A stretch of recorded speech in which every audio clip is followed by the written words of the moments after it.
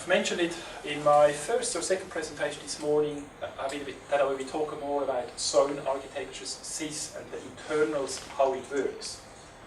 While you do not have to code anything on the SIS because you will buy one out of the box that does everything for you, you still need to understand what it actually does, because that will drive A, your zone architecture, and B, your agent and agent architecture.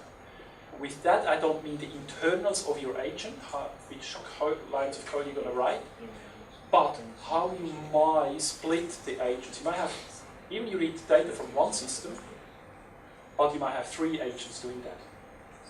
One agent only cares about that object, the other agent only that object, and I will get into that why. But you have to understand what the SIS does to see why you would do one over the other. That's what that presentation is mostly about. What is a zone? I described it this morning as a region or something like this. Now I also call it's a logical container, organizing applications and their data. All messaging, which you have seen now, you possibly start understanding a lot better some of the things I've mentioned this morning. Messages flow through a zone. Right? So all activity takes place in the context of a zone. A zone can represent many things. With that I mean how many objects or different objects you get into the zone is up to you. It can be that you have a zone per school. You might have a zone per district. You might have a zone per state. If I go back to the tri-border, because that's one that does a lot of things, we have one zone per state.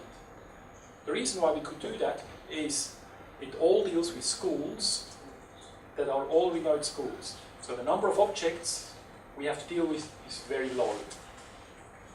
There's only a few schools in WA 11 or so. Same in SA.